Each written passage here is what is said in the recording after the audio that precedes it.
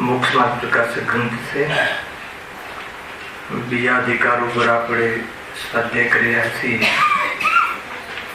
मूल टॉपिक तो ये है कि कर्मना उदय में जीवने संसार में थती दशाओं केवी केवी अवस्थाओं ने प्राप्त थाय छे।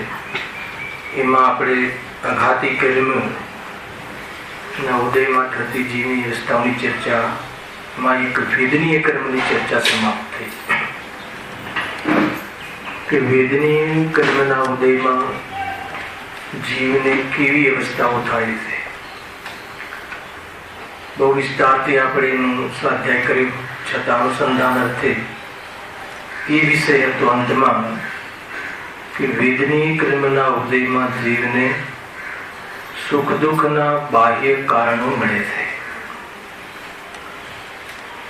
बाह्य कारणों में पण भेद करने कहूं कि शरीर आदि अर्थात तो शरीर में निरोगीपणु, रोगीपणु, दुर्बलपणु, शक्तिपणु एवी अनेक क्षुधा आदि अनेक परिस्थितिओ भी थाय छे अने एनाथी पण दुर्वृत्ति धन आदि, मकान आदि, ऋतु आदि, भविष्य आदि बाहर में अनेक प्रकार की पोजिशनों जे सुख दुख संसार में जेने सुख कहे से अनुकूलता ने कसायनी मनता में अनुकूलता भाषे अने बाहर में प्रतिकूल इच्छा ने प्रतिकूल परिस्थिति उत्पन्न थाय ने दुख कहे से।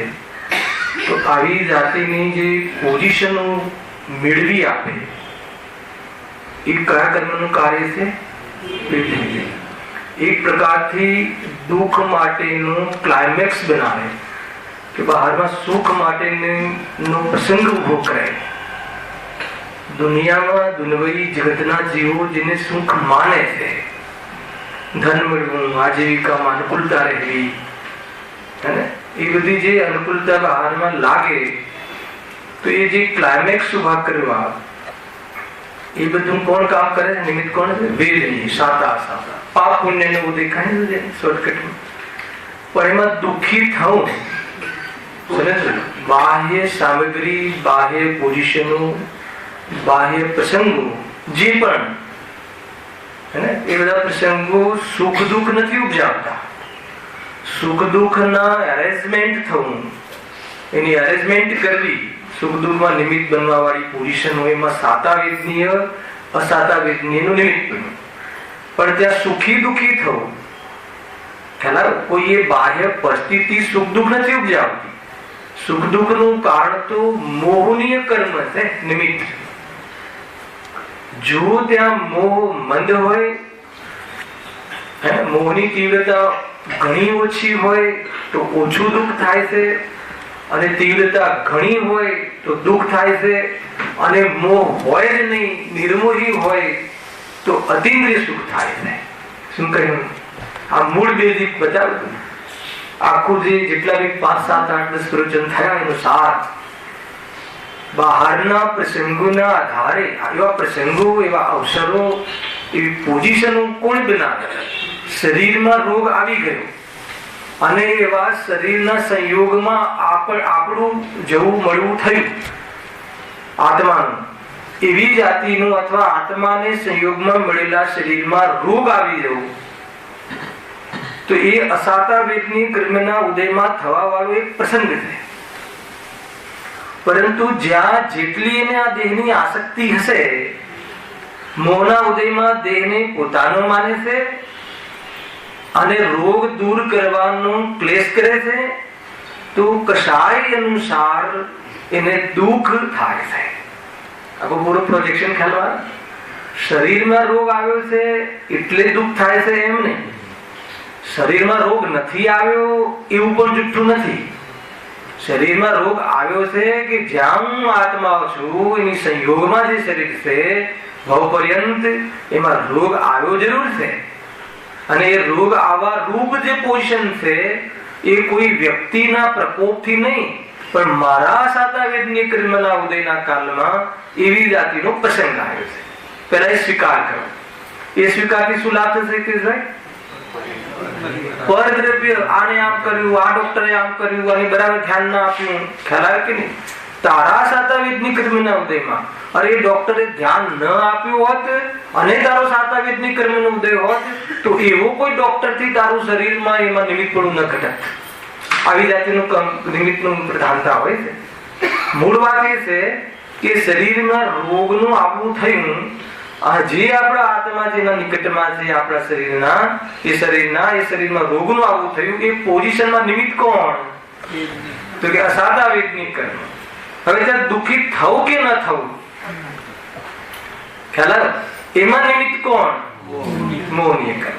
એટલે સાતા વેદનીય અને બાહ્ય સામગ્રી જે મેળવી આપે છે સાતા વેદનીય એને અનુકૂળ થવાને અનુકૂળ, તો એ સુખ દુઃખ ઉપજાવતા નથી.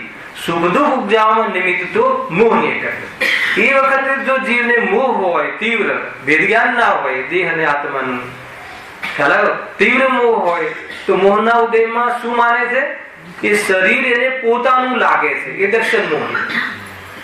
સમજો, અસાતા વેદની કર્મના ઉદયમાં જે શરીરમાં રોગ આવ્યો હતો એ વખતે મોહનીય કર્મના ઉદયમાં એવું માને છે કે આ શરીર મારું છે. સૌથી પહેલા એ મોહનીય કર્મની કમાલ. પછી શરીર મારું છે અને મારા શરીરમાં રોગ થવો જ ના જોઈએ એવી જાતિની કલ્પનાઓ, અને એ રોગ થયો છે તો એ હું મટાડીને જ રહીશ એવી જાતિની અંદરમાં કષાય.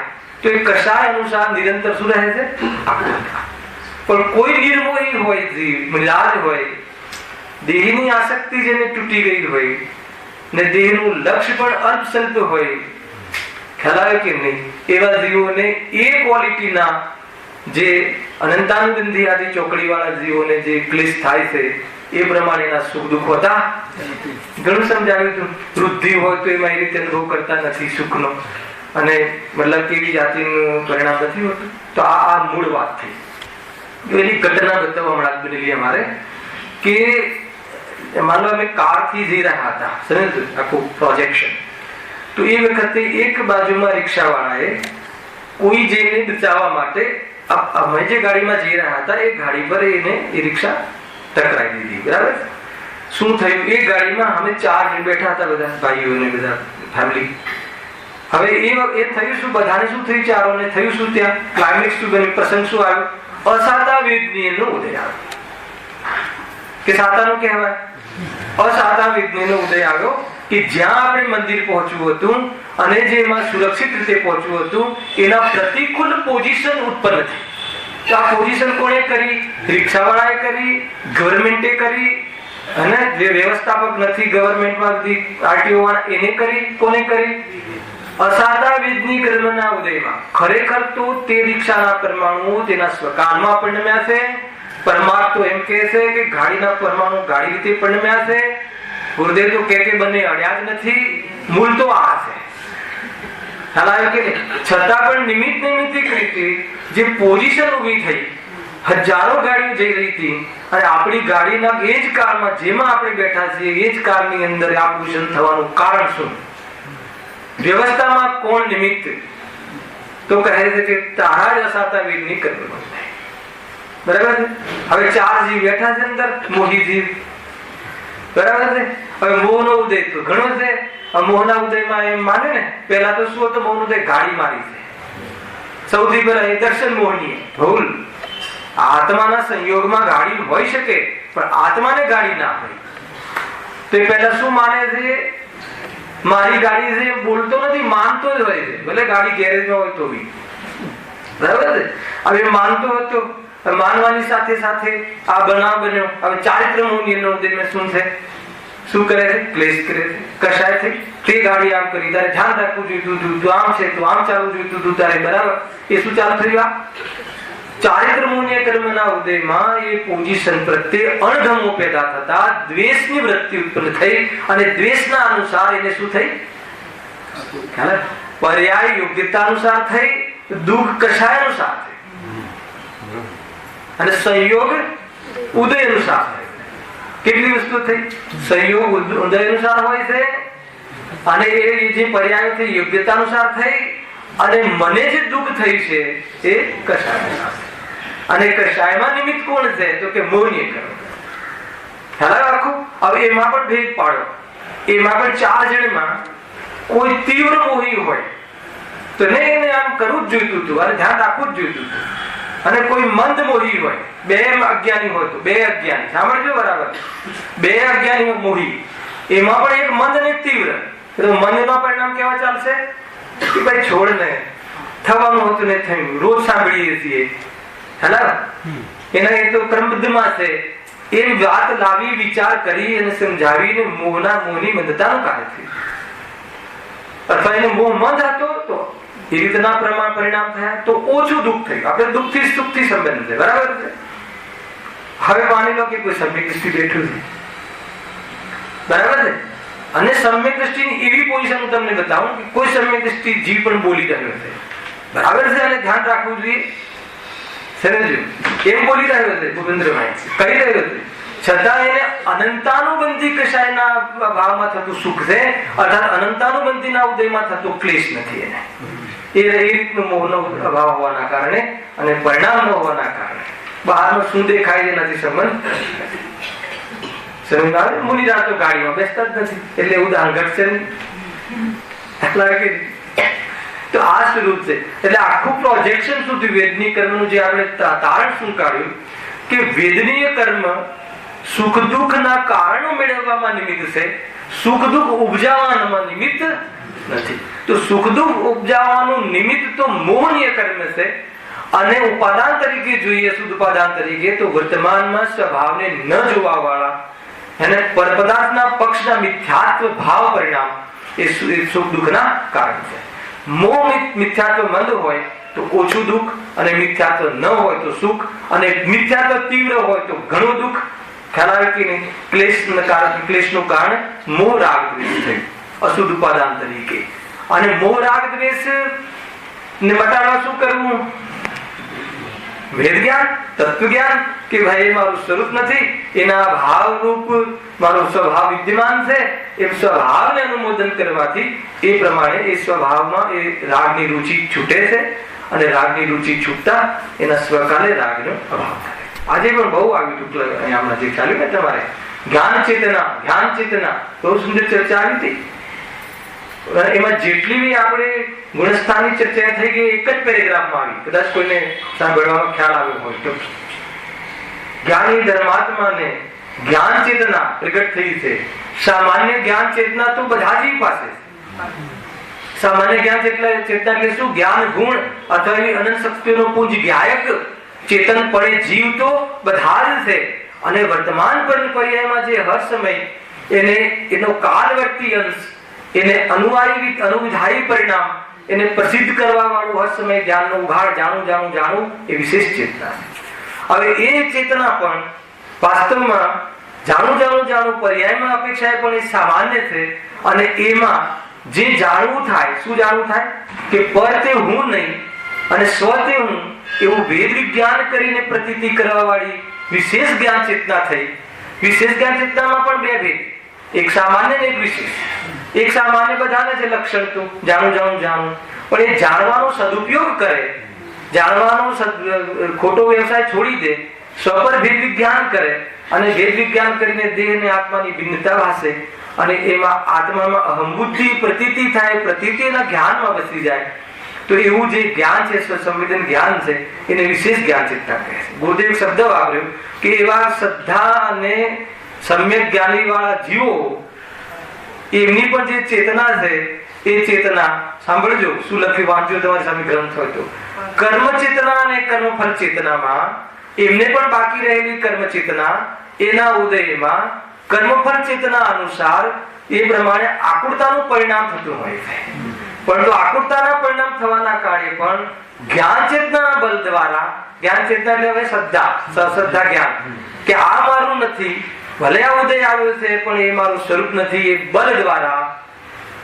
બલ દ્વારા રાગ તરફની રુચિનો અભાવ હોવાના કારણે એ સંબંધી રાગનું લક્ષ્ય એ અવરતિ, 3 શબ્દ આપ્યા હતા, પ્રમદશા વાળા, સમ્યક દ્રષ્ટિ ચતુર્ગુણ સ્થાન વાળા અવરતિ, પછી પંચમ સ્થાન વાળા શ્રાવક અને પ્રમદશા વાળા. આ 3 પ્રકારના બાહ્ય જે લક્ષ વાળા જીવો છે ને, છે જ્ઞાની પરંતુ સ્વરૂપમાં ડૂબેલા ના હોય ત્યારે એવી કર્મફળ ચેતનામાં, કર્મફળ ચેતના અને કર્મ ચેતનામાં જ્ઞાન અને આત્મા અને રાગનું ભેદ જ્ઞાનનું ચિંતન કરીને, એવા શબ્દો લખ્યા છે, આખું વાંચો તમે, ચિંતન કરીને અને શ્રદ્ધાના બળ દ્વારા એ ચિંતનના વિકલ્પ મટાડીને અપ્રમદ દશામાં, નિર્વિકલ્પ દશામાં જાય છે ત્યારે એમને જ્ઞાન ચેતના પ્રચુર રીતે પ્રગટ થાય. અને એવી પ્રચુર રીતે જ્ઞાન ચેતના પ્રગટ થાય છે, શ્રેણી મારવાને યોગ્ય જ્ઞાન ચેતના પ્રગટ થાય છે. અને એ જ્ઞાન ચેતનાનું ફળ અર્હંત દશા અને સિદ્ધ દશા આવે છે. અંતિમ પાકને પ્રાપ્ત જીવ થઈ જાય છે તો સંપૂર્ણ કર્મ ચેતના અને કર્મફળ ચેતનાનો અભાવ કરી પૂર્ણ જ્ઞાન ચેતના પ્રગટ થઈ જાય છે. કેવલ જ્ઞાન રૂપે એ આત્મા વાસ્તવમાં એવું સ્વરૂપ આપણા બધાનું છે. આખો પેરેગ્રાફ છે, વાંચી લીધો આજે. હમણાં જે ચાલે ને એ બહુ સુંદર ચર્ચા આવે. અડવું એટલે હે અડવું એટલે શું? નહીં, અડવાની વાત કેવી છે? એક દ્રવ્ય બીજા દ્રવ્યને અડતું નથી. અડતું નથી એટલે શું? હસ્તક્ષેપ કરતું નથી. આપણે જેને અડવું માનીએ છીએ ને, એ અડવું છે જ નહીં. અડવું ક્યારે કહેવાય? આ આંગળીના પરમાણુમાં એકમેક થઈ જાય, તો એકબીજાના કાર્ય કરે અથવા એકબીજાના કાર્ય કરવામાં મદદ કરે તો એ એકબીજામાં થઈ ગયા કહેવાય, તો એને અડવું કહેવાય. અડવું એને કહેવાય. એટલે આજ સુધી એવું તો બનતું જ નથી. આ પરમાણુ, આ એક આંગળીનો પરમાણુ, આ આંગળીના પરમાણુ જે છે એ બંને પણ અડતા નથી. અડતા નથી એટલે શું? એ દ્રવ્ય, એના ગુણ, એની પર્યાયો, એના દ્રવ્ય ગુણ પર્યાય પણ એક એક પરમાણુ અખંડ છે, એકબીજાના કારણે અહીંયા નથી. ખ્યાલ? આના 2 અવિભાગ પ્રતિચ્છેદ ને આના 5 અવિભાગ પ્રતિચ્છેદ, એને 2 ના ડિફરન્સમાં જોઈ લેજો. ત્યારે સ્કંદ બને છે. ગુરુદેવ કહે છે કે ભલે સ્કંદ બને છે, વ્યવહારના કથન છે, પરંતુ આનો સ્પર્શ ગુણ ને આનો સ્પર્શ ગુણ બીજાને અડતા નથી, પોતપોતાના કારણે એકબીજાની મદદ પણ કરતા નથી. એનું નામ અડવું નથી. અડવું થતું નથી એટલે શું? એમાંથી શું કાઢવો છે કે દરેક દ્રવ્ય પોતાના કાર્ય કરવા માટે સક્ષમ છે, સમર્થ છે. સમર્થ છે શું? કરી રહ્યો છે. હર દ્રવ્ય પોતાનું પ્રયોજનભૂત કાર્ય કરી રહ્યું છે. એ ખબર નથી લેતો, એનું પ્રયોજન જેવું કાર્ય થઈ રહ્યું છે એનું ભાન નથી કરતો, એનું ભાર નથી લેતો. એટલા માટે બીજા દ્રવ્યોનું લક્ષ્ય કરીને એના કાર્યમાં હસ્તક્ષેપ કરવાનો ભાવ કરે છે. એટલા માટે આત્માની પ્રાપ્તિ થતી નથી. એવી રીતે આ રીતે જેટલા બી અત્યારે આપણે પ્રવચનો થયા આ કર્મ વિશે, એનું એક પ્રકારથી સમાપન કર્યું. હવે આયુ કર્મ, એની ચર્ચા આજે આપણે પ્રારંભ કરીએ છીએ. આયુ કર્મોદય જન્ય અવસ્થા, પેજ નંબર 44. આયુ કર્મના ઉદય વડે મનુષ્ય આદિ પર્યાવની સ્થિતિ રહે છે. બરાબર છે? બહુ સુંદર ચર્ચા છે, બહુ વૈરાગ્યની ચર્ચા છે. વાસ્તવમાં એમ કહી શકાય કે જે દ્રવ્ય કર્મની ચર્ચા છે એ નો કર્મથી વિરક્ત કરાવવામાં નિમિત્ત બને છે. ખ્યાલ?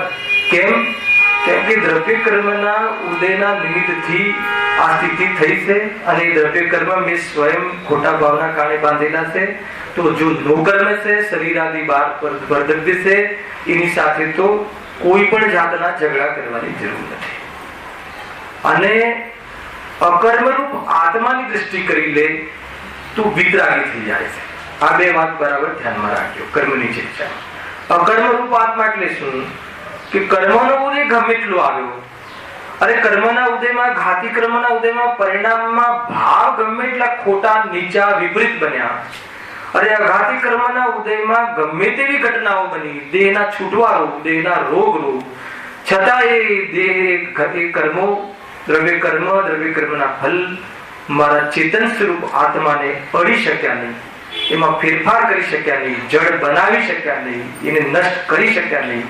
એવો મારો અખંડ પારણામિક ભાવ, એવો હું શુદ્ધાત્મા જ્ઞાન ભાવ પણ આજે પણ છું, ગઈકાલે પણ હતો ત્રણેય કાળે રહેવા વાળો શાશ્વત પદાર્થ વર્તમાનમાં મને ઝલકી રહ્યો છે એવી જ્ઞાન ચેતના જો પ્રગટ થઈ જાય તો કહે છે કે વિતરાગી થઈ જવાય. સમજમાં બે વાત, બે સિદ્ધાંતો કયા કયા? એક કર્મ સિદ્ધાંત. કર્મ સિદ્ધાંત થી આપણને શું વૈરાગ્ય રહે? ભાઈ કોઈની સામે જો નહીં. આ બધા આયુ કર્મ, અરે આ ડોક્ટરે આમ દવા કરી, એમ નહીં. આયુ કર્મની જેટલી સ્થિતિ હોય છે એટલો આત્મા અહીંયા શરીરમાં રહેશે. એ લખેલું પહેલું કથન. આયુ કર્મના ઉદય વડે મનુષ્ય આદિ પર્યાયની સ્થિતિ રહે છે, હે ને? એટલે જો આજે શરીરની રચના થઈ એમાં કયું કર્મ નિમિત્ત છે? નામ કર્મ. અને મનુષ્ય ગતિ નામ કર્મ નથી, મનુષ્યનું શરીર બનવું એ પણ મનુષ્ય નામ ગતિ કર્મનો ઉદય. હવે એમાં મનુષ્યનું આયુ એ શરીરમાં કેટલા કાળ સુધી આત્મા રહેશે એમાં કોણ નિમિત્ત છે? આયુ કર્મ. ત્યાંથી આપણને ભેદ જ્ઞાન થઈ જાય. કોના પ્રત્યે? પરદ્રવ્ય પ્રત્યે, હે ને? અરે ગમે તેવું શરીર હોય, કોમા વાળું શરીર હોય અથવા કોમામાં હોય, જે 100 વર્ષ કાઢે છે કોમામાં જયંતિભાઈ, તો એને આયુની સ્થિતિ જ્યાં સુધી હોય ત્યાં સુધી રહે છે. 18 વર્ષના બાળકો જતા રહે છે. નખમાં પણ રોગ ના હોય તો પણ જતા રહે છે. તો એ પ્રમાણે જે સ્થિતિ બને છે એ આયુ કર્મનું નિમિત્ત પણ છે. જો લખ્યું છે આગળ, જ્યાં સુધી આયુ કર્મનો ઉદય રહે છે ત્યાં સુધી રોગાદિક અનેક કારણો મળવા છતાં પણ શરીરથી સંબંધ છૂટતો નથી. તથા જ્યારે આયુનો ઉદય ન હોય ત્યારે અનેક ઉપાય કરવા છતાં પણ શરીરથી સંબંધ રહેતો નથી. પ્યોર વૈદિક જ્ઞાન છે. જ્યાં સુધી આયુ કર્મનો ઉદય રહે, આયુ કર્મ રહે, ઉદય હોય ત્યાં સુધી રોગાદિ અનેક કારણો મળવા છતાં, અરે ગમે એટલી ઊંચાઈથી પટકાય તો પણ, અરે ગમે ટ્રેન મતલબ કે ટ્રેનની નીચે આવી જાય તો પણ, અરે ધરતીકંપમાં ઘણા કાટમાટી નીચે દબાયેલો વ્યક્તિ 15 દિવસ પછી પણ સાજો વાજો નીકળે છે. બન્યું કે નહીં? જ્યાં આયુની સ્થિતિ હોય તો એ આયુ કર્મનો ઉદય હોય ત્યાં સુધી, જેટલો કાળ ત્યાં સુધી તો એ જીવ ત્યાં હંમેશા રહેવાને યોગ્યતા ધરાવે છે. બહારમાં કોઈ પણ ઘટના ઘટે, આનાથી શું લાભ લેવું? પછી પરદ્રવ્ય તરફની દ્રષ્ટિ હટાવી આપણે તરત જ આ ડોક્ટરે આમ કર્યું એટલે આમ થઈ, અને આને આવી દવા ના આપી તો આમ ન થાય, તો કહે છે કે તારું આયુષ્ય હતું જ નહીં. વાત લેવું જ. આમાં તો ઘણું મારે કાલે તો કામ નહીં, અકાલ નહીં, અકાલ મરણ ની બધી ચર્ચાઓ ઘણી બધી આપણે ટેકનિકલ બી કરીશું. આજે એક સામાન્ય ચર્ચા કરીએ છીએ આપણે. હા, જ્યાં સુધી આયુ કર્મનો ઉદય રહે છે ત્યાં સુધી રોગાદી અનેક કારણો મળવા છતાં પણ શરીર સંબંધ છૂટતો નથી. રાજા રાણા છત્રપતિ મરના સબકો એક દિન અપની અપની વાર. એટલે શું? પોતપોતાનો વારો આવે. અપની વાર એટલે પોતાના સ્વકાળમાં જ. રાજા હોય, રાણા હોય, છત્રપતિ હોય, ચક્રવર્તી હોય કે મુનિ હોય કે સમીક્ષ. હાલે એવું નહીં કે સમીક્ષણ થઈ જાય એટલે વધારે રહે. અહીંયા એવું છે દેહથી ભિન્ન, અરે દેહથી ભિન્ન આત્મા જાણવા વાળી જે દ્રષ્ટિ થઈ ગઈ એ જીવને પણ, અરે અરિહંતોને પણ જેટલું આયુ હોય ભગવાન મહાવીરને પણ એટલા આયુ પ્રમાણે દેહ ત્યાં આત્મા દેહમાં વિરાજમાન રહે છે. તથા જ્યારે આયુનો ઉદય ન હોય ત્યારે અનેક ઉપાય કરવા છતાં પણ શરીરથી સંબંધ રહેતો નથી. કરવા કે ન કરવા? રોગ થાય તો ડોક્ટર પાસે જવું કે ના જવું? કરવું શું? સમય દ્રષ્ટિ જાય કે ના જાય? પાછા પ્રશ્ન આવશે. અહીંયા તો એમ લખે છે કે અનેક ઉપાય કરો, આયુનો ઉદય ના હોય. અરે રાગ વશ પ્રવૃત્તિ જોવા મળે પણ એના ખ્યાલમાં હોય છે કે આયુનો ઉદય ન હોય તો એ નહીં રહે. સમજમાં આવે છે કે નહીં? આ સ્વરૂપ છે. પછી બીજી લીટી છે આમ આવી ગઈ, રાજા રાણા છત્રપતિ હાથી કે અશ્વાર મનના સબકો એક દિન અપની અપની વાર. દલ બલ દેવી દેવતા માત પિતા પરિવાર મરતી વીરિયા જીવ કો કોઈ ન રાખન હાર. દલબલ દેવી દેવતા ગમે એટલી બહારમાં તારી પહોંચ હોય, અરે સ્વયં ડોક્ટર હોય, ગુરુદેવ તે ઉદાહરણ આપે. અરે ઓલો હાર્ટ નો ડોક્ટર, અને હાર્ટ નું ઓપરેશન કરતા કરતા થોડુંક દુખવા આવ્યું, ઘડી ખુરશીમાં બેઠો અને એનું હાર્ટ ફેલ થઈ ગયું. એટલે એવું ઉદાહરણ આપે. હાર્ટનો ડોક્ટર નંબર 1 આપણે બરાબર ચકાસીને ગયા હતા કે આ મારું હાર્ટ બચાવશે અને મારું આયુષ્ય લંબાશે. જ્યાં એ આપણું હાર્ટ ખોલ્યું, દુખાવો એને ઉપડ્યો એને, અને એ જ ખુરશીમાં એનું હાર્ટ ફેલ થઈ ગયું. કોણ રાખે હાર? કોણ રાખે? સમજમાં આવે છે કે નહીં? ખરેખર આ જે બધા સંયોગો, શરીરનો સંયોગ થવો અને શરીરનો વિયોગ થવો એ લૌકિક અપેક્ષા જન્મ મરણ છે. આત્મા તો મરતો જ નથી. નિર્ણય આ કરવા જેવું છે. આત્મા તો અજન્મા છે, એનો જન્મ જ નથી. ધ્યાન વડે અભ્યંતરે દેખે જે અશરીર. શું કહે? ધ્યાન વડે અભ્યંતરે દેખે જે અશરીર. શરમ જનક જન્મો ટળે પિયે ન જનની ક્ષીર. યોગશાસ્ત્ર અરવિંદુદેવ કહે છે ધ્યાન વડે અભ્યંતરે દેખે જે અશરીર. શરીરથી ભિન્ન પોતાને દેખે એને આવા શરમજનક જન્મો ટળે છે. ગજબ છે. લોહી પરવું એ માતાના ગર્ભમાં આવું થાય. અરે ત્યાં દ્રષ્ટિના નિધાન છે ને ભૂપેન્દ્રભાઈ બુક, એમાં ગુરુદેવ એક એવું લખ્યું છે ત્યાં બોલ કે આજે કર્મના જે ફળ છે એમાં તો તીર્થંકરોના જીવ પણ બચ્યા નથી. એમનું પણ માતાના ગર્ભમાં ભલે ગમે એટલો સ્વચ્છ કરે દેવીઓ ગર્ભ, પણ ગર્ભ એ જ પ્રોસેસ થી એટલો મોટા ત્રિલોકી નાથ એ ભવે તત્વ મોક્ષગામી સિદ્ધ બનવા વાળો જીવ એને પણ આ પ્રોસિજર માંથી ગુજરવું પડે છે. મતલબ સમજો, એને પણ માતાના ગર્ભમાં આવવું, 9 મહિના રહેવું અને પછી એને એ જ બચપન ને એ જ બધું વિચાર કર્યો. ગુરુદેવે લખ્યું આ કથન. વાત એટલી છે કે જ્ઞાનીઓને હવે પોસાતું નથી અને અજ્ઞાનીને એ પ્રસંગો ઉજવવા જેવા લાગે છે. 10 વાત અજ્ઞાનીને જન્મદિન ઉજવવા જેવા લાગે છે અને જ્ઞાનીઓને એ પ્રસંગો હવે ન આવે એવી ભાવના છે. સમજ આવે છે? સાંત્વના આપવા જેવો પ્રસંગ છે જન્મદિવસ. કરાવે કે નહીં? મરણ પ્રસંગમાં જે વૈરાગ્ય પ્રસંગ છે ને, જન્મ પણ વૈરાગ્યમય પ્રસંગ છે ભાઈ. જન્મ મરણ બંને દોષ છે. એક દોષ ગમે અને એક દોષ ન ગમે તો એ બંધ સંબંધી ભૂલ છે. સમજ આવે છે કે નહીં? 7 તત્વની ભૂલો કાઢી એમાં બતાવું તમને ક્યાં જેવું ભૂલ છે.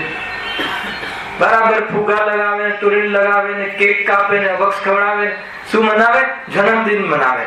તો કે વૈરાગ્ય આવવા જેવી વાત છે હેને. અને એ પણ પાછું પંચમ કાલે આ ક્ષેત્રે જે સાક્ષાત તીર્થંકર પરમાત્મા નહીં અને વિરાધક જીવો આ ક્ષેત્રે આવે છે.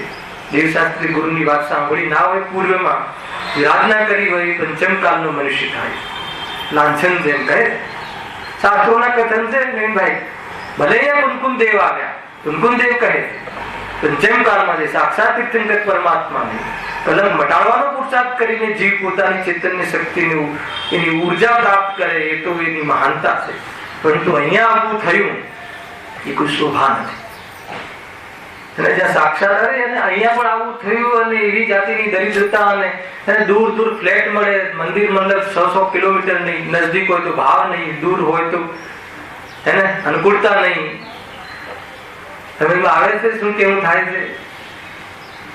એક ભાઈ કહે કે અમે એવા એરિયામાં રહીએ છીએ પણ ત્યાં આપણું દિગંબર જૈન મંદિર નથી તો અમે ચલાવી લઈએ છીએ. બીજું શાનાથી? તો કે મંદિર છે બીજું એનાથી ચલાવી લઈએ છીએ. હું દર્શન ક્યારે નહીં કરતું. એ દર્શન કરવાની યોગ્ય નથી. દ્વેષની વાત નથી. વિતરાગી દેવ મુદ્રા જોઈને પ્રસન્નતા આવી જોઈએ. રાગી મુદ્રા જોઈને પ્રસન્નતા આવે તો કહે સંસાર વધે છે. અને વિતરાગી મુદ્રા જોઈને પ્રસન્નતા આવે તો પાત્રતા જાગૃત થાય છે. અને વિતરાગતા જતી જાય હેને તો ઘાતી કર્મના અનુભાગ ઓછા થઈ જાય છે. અને વિતરાગ પરિણતિ આંશિક પ્રગટ થઈ જાય તો મોહન્ય કર્મના ભૂક્કા થઈ જાય છે. અને વિતરાગતાની પ્રચુરતા થઈ જાય તો તન ચોકડી કિશાયો ભાગી જાય છે. અને વિતરાગતા પૂર્ણ થઈ જાય તો કહે છે આનંદ આનંદ આનંદ. ખ્યાલ આવે છે કે નહીં?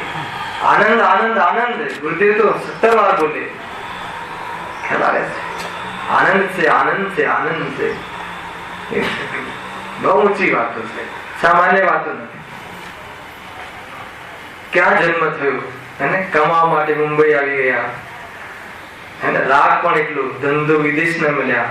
વિદેશમાં જઈએ તો એવું લાગે કે દેવશાસ્ત્ર ગુરુનું સમાગમ પણ નહીં.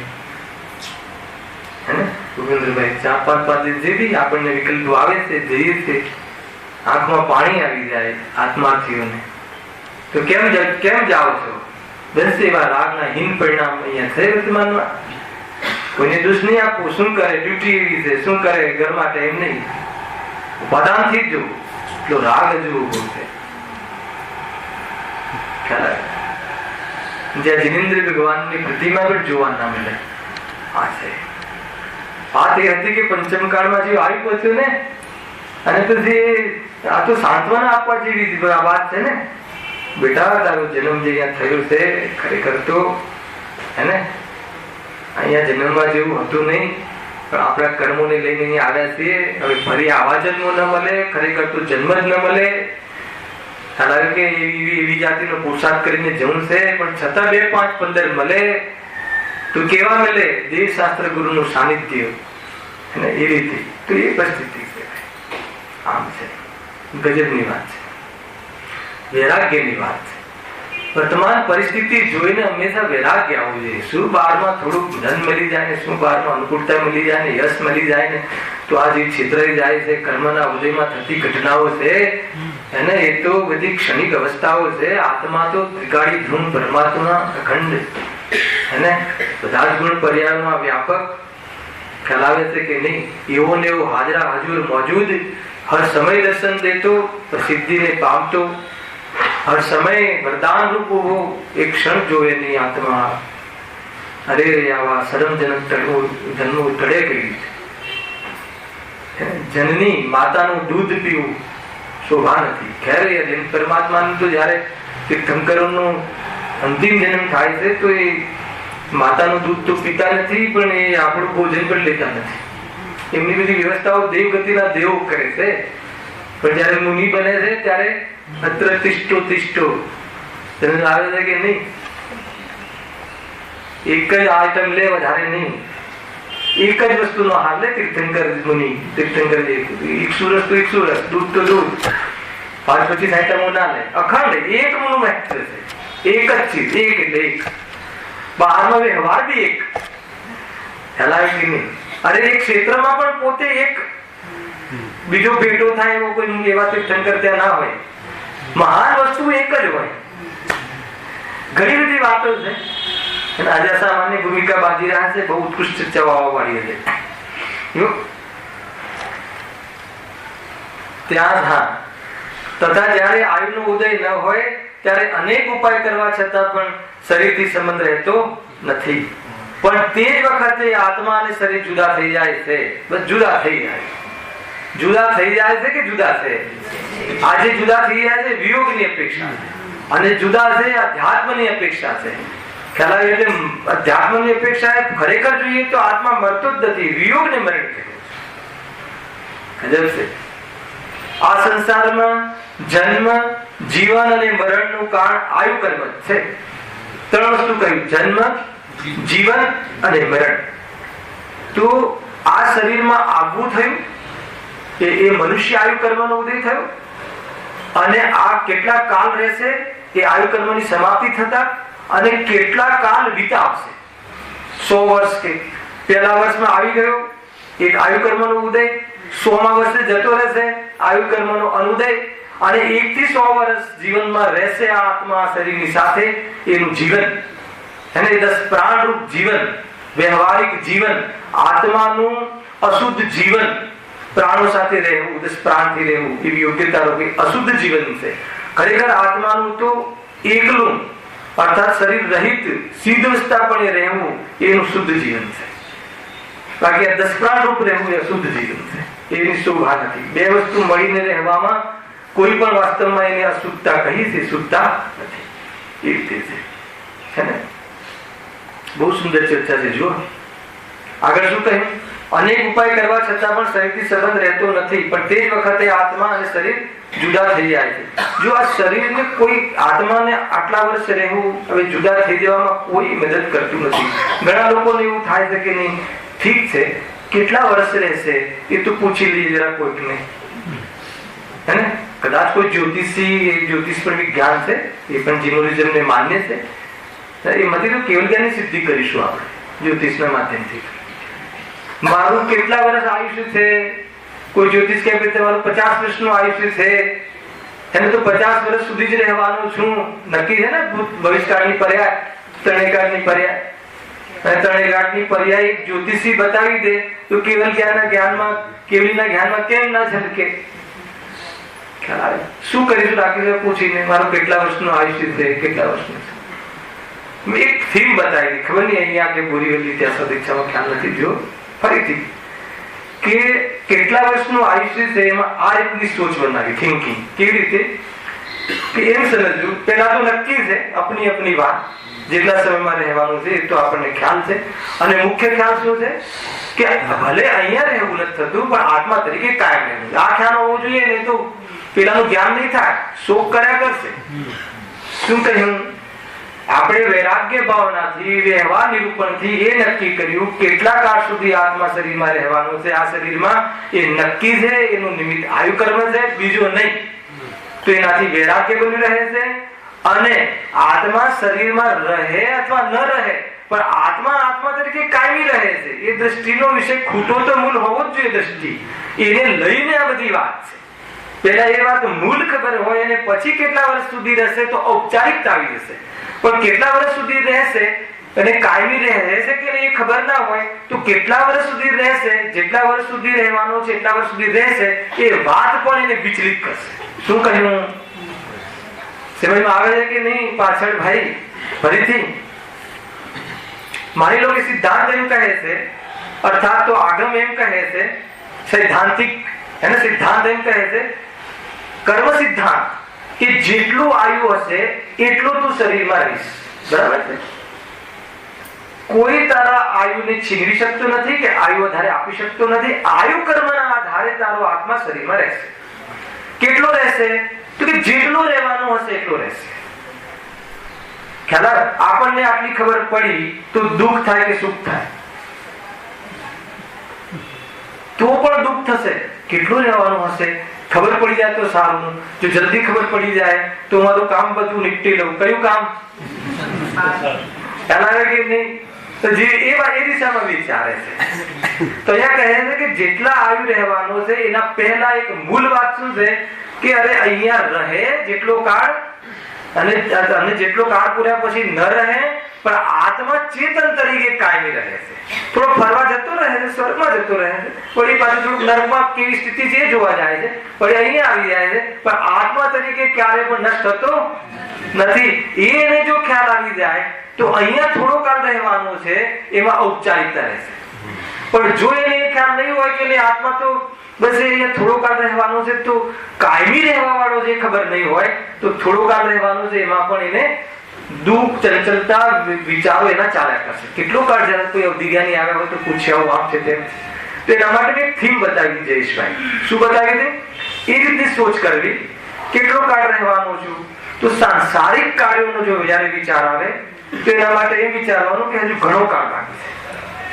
કોઈને ભણવું છે, કોઈને વેપાર કરવો છે, કોઈને સંસારમાં છોકરાઓના લગ્ન આદિ કરવા છે, તો શું વિચારવું? ઘણું આયુષ્ય છે, ઘણું જીવન બાકી છે, કરી લેશું. પણ આત્મકલ્યાણ માટે જયારે વિચારવાની વાત આવે તો આ જ ક્ષણને અંતિમ ક્ષણ સમજ. અને આગળ તો એ કહે છે કે તું જેટલો કાળ રહેવાનો છે એટલો કાળ રહેવાનો છે. અધ્યાત્મ એમ કહે છે કે તું ક્યારે પણ આવન જવાન વાળું તું છે જ નહીં. શરીરના આવવાથી તું ઉપજ્યું અને શરીરના જવાથી તું નષ્ટ થયું, તારું સ્વરૂપ જ નથી. શરીરના આવવાથી શરીર ઉપજ્યું છે કોઈના આકારપણે, અને શરીરની રચના મટી ગઈ અને પરમાણુ પરિણમન થઈ ગયું છે. એ આયુ કર્મનું નિમિત્તપણું ખરેખર તો એમાં શરીર માટે છે. આત્માને તો કઈ લેવા દેવા છે જ નહીં. કયો આત્મા? એ જ્ઞાન ભાવ, શુદ્ધાત્મા, દ્રષ્ટિનો વિષય. ખ્યાલ આવે કે નહીં? પ્રેમ પારણાની ભાવ. એ આ મારું સ્વરૂપ, અખંડ સ્વરૂપ, કુટસ્થ સ્વરૂપ છે. એ શાંતિ અપાવશે. તો બહારમાં શરીર જાય છે, કપડા જે બદલાય છે એ રીતે શરીર બદલાય છે. આત્માનું તો કાંઈ જતું જ નથી. આત્મા એટલે હું, મારું કાંઈ જતું જ નથી. એ જ તમને અંદરની શાંતિ, વાસ્તવિક શાંતિ, પરમાર્થ શાંતિ અપાવવામાં ચિંતન આ નિમિત્ત છે. અને એવી શ્રદ્ધા થઈ જાય તો એ શાંતિ કોઈ છીનવી શકતું નથી. અને સમાધિ પૂર્વક શરીરને છૂટું થતું, ગે બનતું જોવા વાળા જીવો ઘણા થઈ ગયા અને ઘણા થશે. ખ્યાલ આવે કે નહીં? એમના સમાધિ બની કહે આ છે. બહુ સુંદર ચર્ચાઓ છે રાકેશ ભાઈ. અને આમ કે નહીં હજુ તમારે 2 દુકાનો વધારવી જોઈએ. થાય છે તો જો ઘણી જીવન દર બધું હમણાં તો 50 થયા છે તો ઘણું જીવવાનું છે એમ સમજીને ખ્યાલ આવે કે નહીં? જો સોચવાની વાત આ છે તેને આ જરા ઘણું જીવન છે. પણ આત્મકલ્યાણની વાત આવે તો એને મોક્ષ જવાના પુરુષાર્થ માટે તો અંતિમ ક્ષણ સમજવી. આના પછી આયુષ્ય ના અહીંયાથી ઉભા થઈને પણ ના હોઈ શકે. આ જ ક્ષણે નક્કી કરી લેજે આ કે હું આત્મા છું, હું ચેતન સ્વરૂપ છું, ધ્રુવ છું. શરીરમાં આ ક્ષણે જવા વાળું છે છતાં હું નષ્ટ થતો નથી. હમણાં નક્કી કરી લેજે તો શરીર છૂટું થવાના કાળમાં પણ લક્ષ નહીં થાય, પક્ષ નહીં આવે. અને આત્માને તું આત્માનો અનુભવ કરીને શાંતિ આનંદ કરીશ. હે તમાશો જોઈશ. આપણે તમાશા જોતા હોઈએ કે નહીં? નાટક છે એને નાટક છે. શરીરનું આવું જેવું થયું તો એક નાટક જોઈ રહ્યા છે. જ્ઞાતા દ્રષ્ટા તમાશગીર છે કેવલ જ્ઞાની. બધા તમાશા છે જ્ઞાનમય ઝલકે છે છતાં પણ રંશ માત્ર પણ શકલ કે જ્ઞાન તદપી નિજાનંદ શ્રી. શું લોજિક છે, શું ન્યાય છે. ખરેખર આ તો વૈરાગ્ય ભાવના આવી એ રીતે સમજવા જેવી વાત છે ભાઈ. જો આ સંસારમાં જન્મ, જીવન અને મરણનું કારણ જ આયુ કર્મ છે. જ્યારે નવીન આયુનો ઉદય થાય છે ત્યારે નવીન પર્યાયમાં જન્મ થાય છે. વળી ત્યાં પણ જ્યાં સુધી આયુનો ઉદય રહે ત્યાં સુધી તે પર્યાયનું પ્રાણોના ધારણથી જીવવું થાય છે. બહુ સુંદર ચર્ચા છે. જો જ્યારે નવીન આયુનો ઉદય થાય છે ત્યારે નવીન પર્યાયમાં જન્મ થાય છે. કોણે જન્મ કર્યો? મા બાપે. હે આયુ કર્મના હિસાબે. અહીંયા આપણે જો 2 આયુ હોય છે. આયુના 2 ભેદ છે. કયા? એક બંધ્યમાન આયુ, એક ભુજ્યમાન આયુ. ટેકનિકલ વાત કરીશું. ભુજ્યમાન આયુ એટલે જે ભોગવી રહ્યા છે, અને બંધ્યમાન આયુ એટલે જે આ ભાવમાં નેક્સ્ટ ભાવનું આયુનો બંધ પડે છે. સમજો સોમા ભાવમાં કયો બંધ આયુ હશે એ નક્કી હોવા છતાં એ આયુનો બંધ એના પૂર્ણ ભાવમાં પડે છે. આખી લોજિક ખ્યાલ આવી જતી ભાઈ. માન લો કે આપણા 1000 ભાવ છે તો 1000 નો ભાવ કયો હશે સર્વજ્ઞના જ્ઞાનમાં છે. પણ 1000માં ભાવનો જે આયુ બંધ જે છે એને એ 999 નો જે ભાવ તમારો આપણો આવશે ત્યારે એ આયુનો બંધ પડશે. આ એને બંધ્યવાન આયુ કહે છે. અને એની બી ટેકનિકલ અહીંયા થઈ ગયેલું છે. એના જે ત્રિભાગમાં પડે છે, આપણી જે ઉંમર હોય એના ત્રિભાગમાં પણ 8 પ્રકારના ત્રિભાગ હોય છે. એમાં આયુબંધ પડી જાય છે. માન લો કે પ્રપોઝ આપણું 90 વર્ષ હોય તો એનો 30 વર્ષ થાય અને 30મા વર્ષે જે કોઈ ભાવ હોય એ જે ભાવ હોય જે પ્રકારનો ભાવ હોય એના મંદ કાળમાં એનો ભાવ પડે. માનો કે તમારો નારકીનો ભાવ હોય અને ખોટો ભાવ હોય તો નરક આયુનો બંધ પડી જાય. ભલે પછી 30 વર્ષ તમે જોરદાર બધી સેવા પૂજા કરતા હોય પણ એ મોમેન્ટમાં ત્રિભાગમાં એ વખતે જે ભાવ હોય એ ભાવ અનુસાર તમારો આયુ નરકાયુ, મનુષ્ય આયુ, તિર્યંચ આયુ, દેવાયુ એનો આયુ બંધ પડી જાય છે. અને એ કસાયની જેટલી તીવ્રતા હોય એના આધાર પર સ્થિતિ અને મનુષ્ય આયુ કેટલા વર્ષ રહેશે કે ફલાણા જે આયુ બંધ થયો કેટલા વર્ષ એ રીતે પછી એ ફેલ ગયું એમાં આયુ બંધનો તો બાકીના જે વર્ષ રહ્યા એના ફરીથી 3 ભાગ. તેના ત્રિભાગમાં જયારે એ ક્રમ આવશે ત્યારે એવા 8 વખત ત્રિભાગ પડે. એ 8 વખતમાં એક વાર તો બંધ થઈ જાય અને છતાં પણ ન થયો તો છેલ્લો જે ભાવ હોય એ ભાવ પ્રમાણે આયુનું બંધ થઈ જાય. આ ટેકનિકલ સર્વજ્ઞ જોયું છે એમના શાસ્ત્રોમાં આવે છે. એટલે બહારની પરિસ્થિતિ આ છે. આયુ બંધ પડે છે પણ આત્માને આયુષ્ય નથી એ વાત ધ્યાનમાં રાખવા જેવી છે. આત્માને આયુષ્ય નથી. આત્મા તો અનાદિ અનંત છે. આત્મા કોઈ 50 વર્ષનો કે 70 વર્ષનો કે 100 વર્ષનો હોતો નથી. અને આત્મા તો અનાદિ અનંત છે. પરંતુ અનાદિ અનંતના ભેદોમાં જે એના કર્મ ફૂટ્યા હોય છે અથવા કર્મ જે કર્મના ભાવો કરે છે એને લઈને જે નાના પ્રકારની જે સ્થિતિઓ ઊભી થાય છે, તો આ પ્રકારની સ્થિતિ ઊભી થાય છે. અને આપણે કહીએ કે માતાના ગર્ભનો જેનું આયુ હોય છે, બધા એબોર્શન કરાવી લે છે. એબોર્શન કરાવવાના ભાવો તો એ નવા કર્મ એના ચોટ્યા, પણ એ બાળક જે માતાના ગર્ભમાં આવ્યું હતું એનું એટલા જ મહિનાનું આયુષ્ય લઈને આવેલું હતું. બાળક ખ્યાલ આવે છે કે નહીં?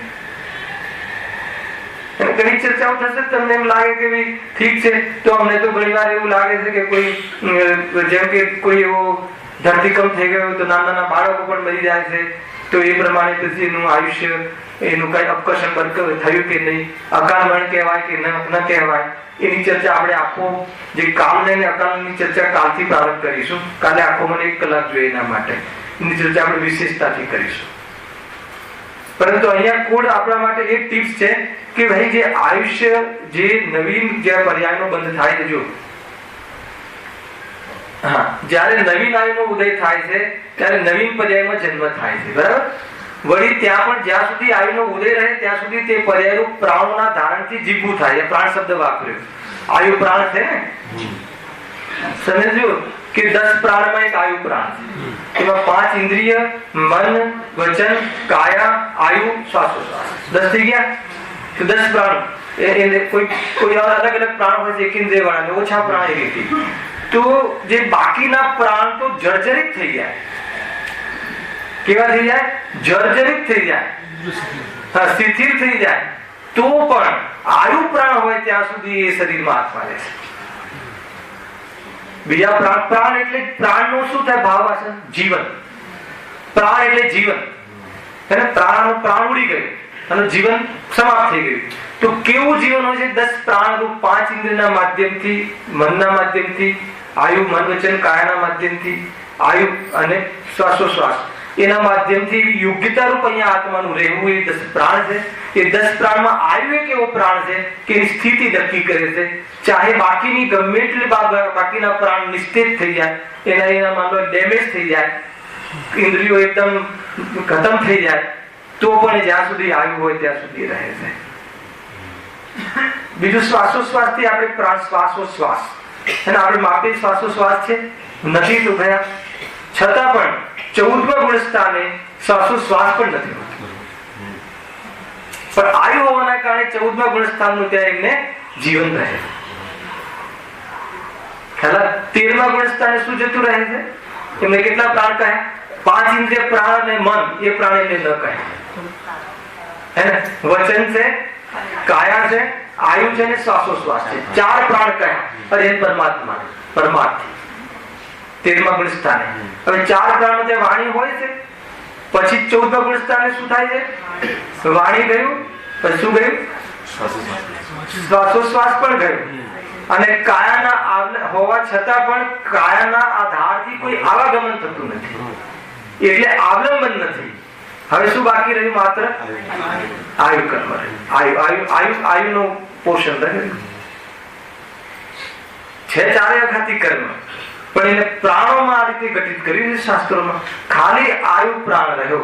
અને આયુ પ્રાણ સમાપ્ત થાય જે કાળે સિદ્ધ ભગવાન હોય તો જરા એમને થાય કે થોડાક વર્ષો વધારે રહી જાવ તો થોડુંક આ લોકોનું કલ્યાણ થઈ જાય. એવું થાય કે ના થાય? શું ફરક પડતો? થોડુંક રહી જાય તો ગજબ છે. તીર્થંકરોના આયુ કેટલા બધા હોય છે, અને જે તીર્થંકર કેવલી સામાન્ય કેવલી હોય છે એમના આયુ કેટલા ઓછા હોય છે. બતાવો બંનેમાં સારું કોણ?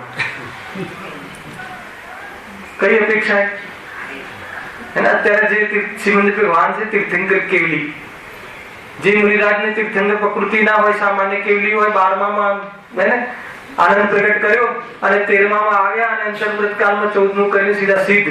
અને શ્રીમંત ભગવાન અત્યારે લાખો વર્ષ સુધી ત્યાં રહે છે અર્યંત અવસ્થામાં, અને અંતિમ અવસ્થા સિદ્ધ અવસ્થાને પ્રાપ્ત થવાનો કેટલો કામ બાકી છે. તો એમને નહીં થતું, એમને કેવલ જ્ઞાનમાં લગતું હશે કે આ જલ્દી આવી જાય, ખેંચી લાગી આ છે તે. આયુની સ્થિતિ હશે ત્યાં સુધી શરીરનું રહેવું, ત્યાં આત્માનું રહેવું થશે. એના પછી ત્યાંથી આત્મા નીકળશે અને અંતિમ સ્થિતિને પ્રાપ્ત થઈ જશે. એ સ્વરૂપ છે. જો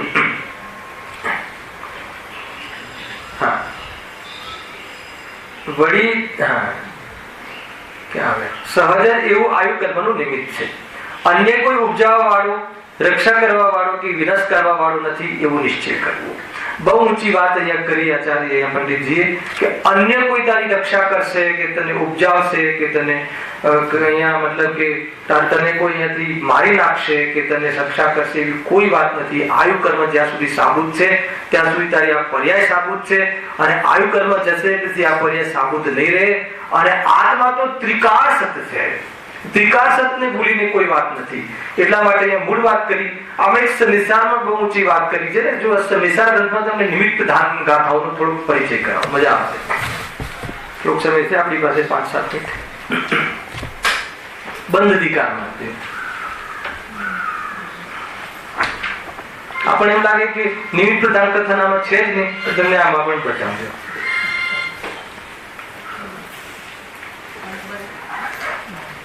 આપણે શું વિષય ચાલે છે કે આયુ કર્મના આધારે જ ખરેખર જીવન, આયુ જેટલું આયુ કર્મના આધારે જન્મ લે છે, આયુ કર્મના આધારે સ્થિતિ રહે છે, અને આયુ કર્મ પૂર્ણ થઈ જાય એટલે ત્યાંથી વિદાય લઈ લે છે. તો કોઈના કારણે નહીં, તો કે આયુ કર્મના કારણ નિમિત્ત છે, નિમિત્ત કારણ છે. ખ્યાલ એની ચર્ચા છે. જો પેજ નંબર 378. જે માનતો હું મારું ને પર જીવ મારે મુજને તે મૂઢ છે, અજ્ઞાની છે, વિપરીત એથી જ્ઞાની છે. શું કહે છે? જે માનતો હું મારું અને પરજીવ મારે મુજને, હું કોઈને મારી દઈશ આને તો હું ખતમ કરી નાખીશ. કોઈ એમ વિચારે, દ્વેષ કરે અથવા ભય રાખે કે મને કોઈ મારી નાખશે, તો એનો જવાબ અજ્ઞાની માને છે. હવે જ્ઞાની શું માને છે? એના માટે બે ગાથા છે.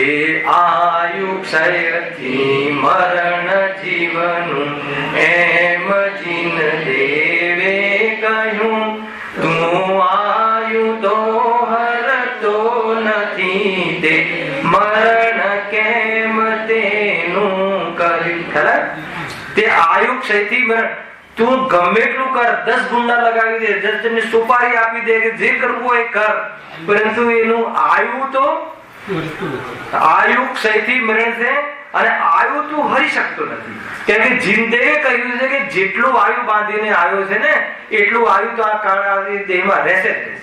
એટલે તું એને મારવાનો દ્વેષ છોડી દે. આમાં પણ દ્વેષ છોડવાનો, તું ક્રોધ છોડી દે, વિરક્ત રહે. હું આને મારી દઉં, આને ખતમ કરી દઉં, એ વાત તારી ભૂલ છે, અજ્ઞાનતા. કેમ કે એમાં રહેવું એ આયુ કર્મનું નિમિત્ત છે, તું તો નિમિત્ત પણ નથી. ખ્યાલ આવ્યો કે નહીં? એમાં રહેવું એમાં કોણ નિમિત્ત છે? આયુ કર્મ. અને તું આયુ કર્મ લઈ શકતો નથી. કેમ નથી લઈ શકતો?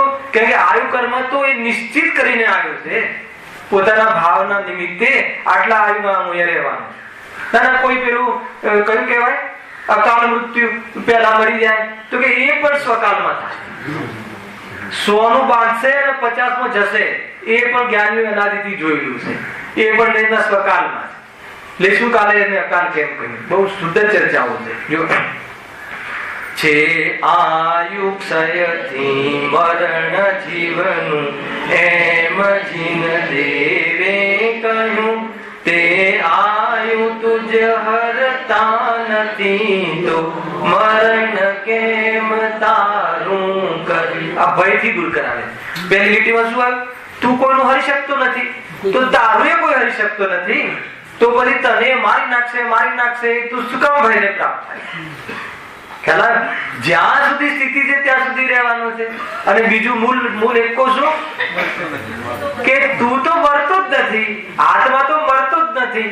જે પણ દૂર થવાનું છે, શરીર દૂર થવાનું છે, મરતો એ નથી, અને તારામાંથી કઈ જતું એ ચેતનપણે કાયમી રહે.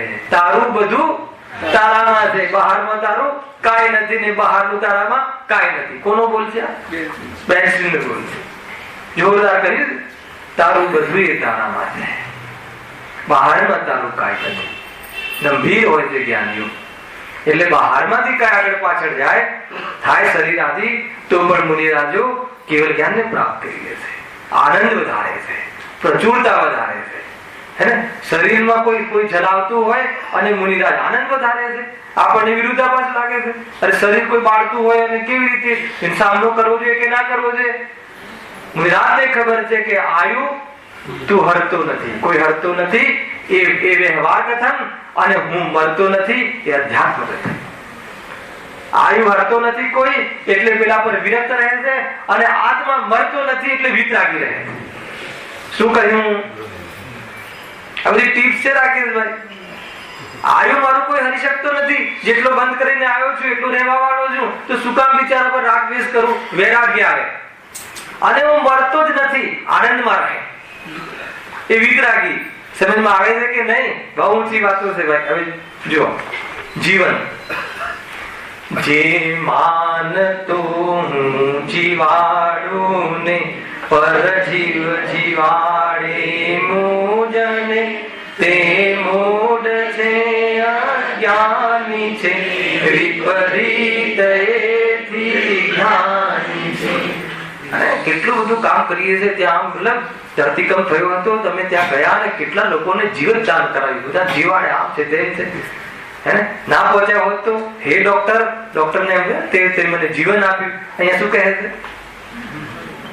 એ અજ્ઞાની છે.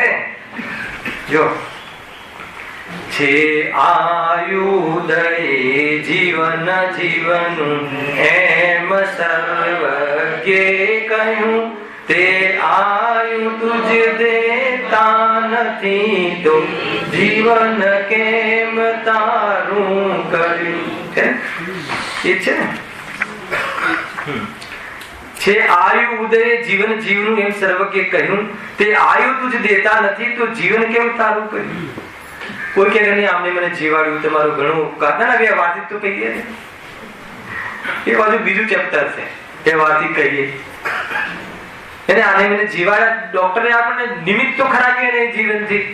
તે ડોક્ટર જો નિમિત્ત બનતો જ હોય દરેકના જીવનમાં, તો ડોક્ટરને ત્યાંથી એકે જીવન વગર પાછું ના જવું જોઈએ. એટલે ડોક્ટર તો કહે છે છેલ્લે શું ડોક્ટર કહે છે? ઉપરવાળાના હાથ પેલા સાઈન કરાવી લે છે. કોઈ નું જીવન તો કોક જીવે છે ને કોઈક મરે છે, એ જ ડોક્ટર પાસે. તો કે જેનું આયુ પતી જાય છે એ મરે છે, ને જેનું આયુ હોય છે જીવે છે. મુનિરાજ ડોક્ટરો પાસે જવાનો ભાવ છૂટવાનું કારણ આ છે. મુનિરાજને ડોક્ટર પાસે જવાનો ભાવ કેમ નથી આવતો? આના તાત્વિક ચિંતન છે. કેવી રીતે મને જીવાડે? એટલા માટે એવી હિંમતા કે નહીં, એવી ભીખ નહીં માંગવી કે આ મને જીવાડે. કેમ કે શું આયુ મારું હશે ત્યાં સુધી રહીશ, અને બીજું મરતો બે વાર કાયમી. જે માનતો મુજથી દુખી સુખી હું કરું પર જીવને તે મૂઢ છે અજ્ઞાની છે વિપરીત. ના બીજી ગાત આવી 250 પેજી. જે માનતો હું જીવાડું ને પર જીવ જીવાડે મુજ.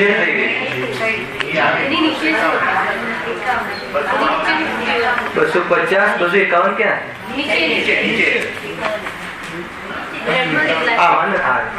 બ્લેક અક્ષર એક રેડ છે, બ્લેક છે.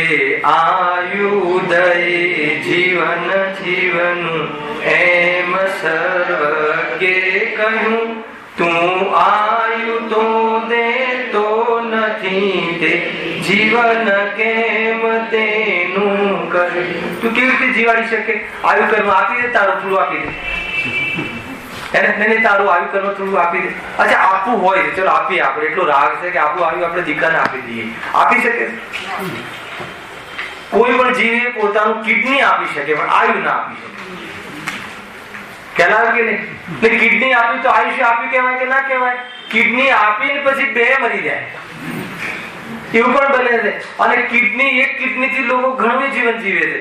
આયુ કર્મ મુખ્ય છે, નિમિત્ત તરીકે આયુ કર્મથી એનું જીવન છે. કોઈ તું એને આયુ આપી શકતો નથી, એટલે તું જીવાડે છે એવું અભિમાન છોડી દે, અને હું એને મારી શકું છું એ દ્વેષ છોડી દે, આયુ કોઈ હરી શકતું નથી અને આયુ કોઈ આપી શકતો નથી. એટલે હું જીવાડું કે હું મારી શકું કે મને કોઈ જીવાડે કે મને કોઈ મારે, એ વાત તારી જૂઠી છે. એટલે રાગ દ્વેષ અને તું અભિમાન છોડી દે અને માત્ર જે આત્માનું આવવું જવું જે થાય છે એ તો શરીરના આધારે વ્યવહારથી કથન છે. ખરેખર તો આત્મા મરતો જ નથી, અવિનાશી અજર અમર તત્વ હું છું. એની દ્રષ્ટિ કરી લે તો આ જીવ વાસ્તવમાં દુઃખને પ્રાપ્ત ન થાય. દુઃખ મટાડવું એ આપણું પ્રયોજન છે. દુઃખ એ સત્યથી મટે છે અને એ માની લો કે સત્ય જાણવાથી જ્ઞાન વાસ્તવમાં શાંતિક્રાંત નિર્વિકલ્પ થાય છે અને પોતાનામાં એકત્વ બુદ્ધિ કરતા શ્રદ્ધા વાસ્તવમાં શાંતિક્રાંત થાય છે અને સ્વરૂપમાં ડૂબી જવાથી ચારિત્ર જ્ઞાતિક્રાંત થઈને નિર્વિકલ્પ દિશાને પ્રાપ્ત થાય છે. આ જીવનું વાસ્તવમાં સાદી અનંતકાળ, આજે આવ્યું હતું શ્લોકમાં, સાદી અનંતકાળ આનંદમાં રહેવાનું જીવન છે. એ વાસ્તવમાં જીવની શોભા છે. બાકી ઘડીકમાં આવવું, ઘડીકમાં રૂપિયા મળે એટલે સુખ લાગવું, ઘડીકમાં દુઃખી થઈ જવું, વાસ્તવમાં આત્માનું સ્વરૂપ નથી.